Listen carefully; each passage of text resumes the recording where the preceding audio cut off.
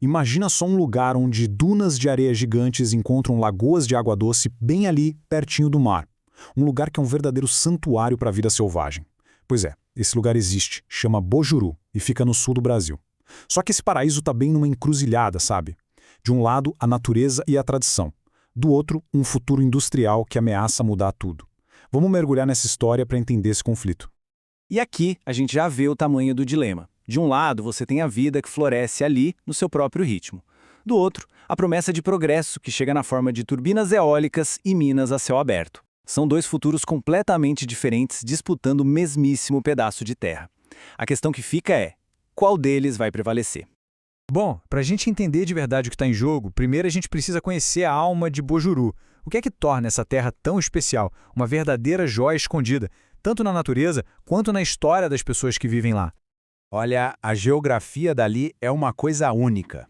Pensa numa faixa bem estreita de terra, onde o vento vai esculpindo dunas que servem de proteção para um verdadeiro colar de lagoas de água doce. É uma paisagem que está viva, que respira e se transforma o tempo todo. E claro, esse mosaico de dunas e lagoas acaba sendo um imã para a vida selvagem. Funciona como um oásis para aves migratórias e um santuário para várias espécies, desde flamingos a golfinhos que nadam ali pertinho da costa. É um ecossistema super vibrante, mas ao mesmo tempo muito delicado. Que essa terra tem memória, sabe? Essa linha do tempo mostra que Bojuru nunca foi um lugar vazio. Começou lá com as estâncias da coroa portuguesa, depois vieram os colonos açorianos com suas tradições de pesca, até chegar ao reconhecimento oficial de uma comunidade quilombola. Cada uma dessas camadas de história ajudou a moldar o lugar que a gente vê hoje. E aqui, gente, é fundamental entender a história do Quilombo Vila Nova. Quilombos são comunidades formadas por descendentes de africanos escravizados e a comunidade de Vila Nova tem mais de 200 anos de resistência nessa terra, que foi ao mesmo tempo refúgio e lar. A identidade deles está literalmente enraizada nessa paisagem. Só que essa harmonia entre as pessoas e a natureza começou a ser desafiada. Os chamados ventos da mudança chegaram e trouxeram com eles o primeiro grande projeto industrial, um parque eólico de proporções gigantescas. 290. Isso não é só um número, né? Tente imaginar quase 300 torres de aço, cada uma com dezenas e dezenas de metros de altura, espalhadas por toda a paisagem. Essa é a escala do primeiro grande projeto que desembarcou em Bojuru. E a área que essas turbinas todas ocupam? Quase 16 mil hectares. É uma pegada, assim, imensa, que transforma para sempre não só o horizonte, mas o uso da terra que sustentou gerações de famílias por ali. Pois é, e aqui a história fica mais complicada.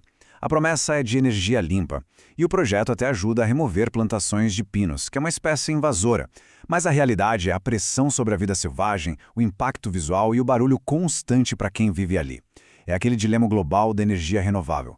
Quem é que paga o preço local por um benefício que é global? Mas olha, quando a comunidade ainda estava tentando se adaptar a essa nova paisagem com as turbinas eólicas, uma nova sombra surgiu no horizonte. Uma ameaça que prometia cavar ainda mais fundo na terra de Bojuru, um projeto de mineração em massa. O nome do projeto é Projeto Retiro, e o objetivo? Extrair minerais valiosos como o titânio das areias de Bojuru. Exatamente as mesmas areias que formam as dunas que protegem as lagoas, que sustentam todo aquele ecossistema. 600 mil toneladas por ano. Vamos tentar visualizar o que isso significa. Essa quantidade de areia sendo escavada, processada e transportada é uma escala industrial que não só altera a paisagem, ela redefine a paisagem por completo. O processo de mineração é brutalmente simples e ao mesmo tempo devastador. Primeiro, eles cavam uma cratera gigantesca. Depois, drenam o lençol freático, que é a fonte de vida das lagoas, para manter a cava seca. E, por fim, usam produtos químicos para separar os minerais, deixando para trás um verdadeiro deserto de areia contaminada. E as consequências disso? Bom, elas parecem quase inevitáveis. A água que as pessoas bebem e usam para plantar corre um risco enorme de contaminação. Os peixes podem sumir, e para as famílias do Quilombo, Vila Nova, isso pode significar ter que deixar a terra que seus ancestrais chamaram de lar por séculos. Diante de um cenário desses, o que a comunidade fez? Ficou parada? Não. É aqui que a história vira para resistência e para uma luta organizada por autodeterminação. Para a gente entender essa luta, tem um conceito que é chave aqui: injustiça ambiental. Basicamente, é o que acontece quando os danos de um projeto, como poluição e perda de terras, acabam afetando muito mais as comunidades vulneráveis, enquanto os lucros vão para bem longe dali. Em Bojuru, isso não é teoria, é a realidade que eles estão vivendo. E no centro, no epicentro mesmo dessa luta, está o Quilombo Vila Nova. O território ancestral dele está sendo literalmente espremido entre as turbinas eólicas de um lado e a futura mina do outro. É por isso que eles se levantaram, não só para resistir, mas para exigir um direito fundamental, o de serem ouvidos.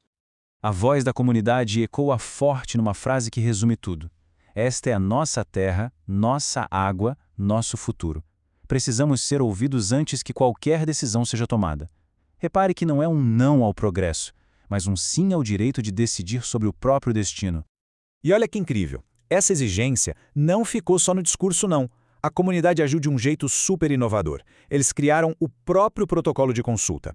É um documento com valor legal que estabelece as regras deles, basicamente dizendo para o governo e para as empresas: se vocês quiserem construir algo aqui na nossa terra, é assim que a conversa tem que acontecer. É um ato poderosíssimo de soberania. E a gente termina com essa pergunta no ar. A história de Bojuru nos força a refletir sobre o que a gente considera progresso e, mais importante, quem é que paga o preço por ele. É um dilema local, mas com implicações gigantescas, globais, que com certeza merece a nossa atenção.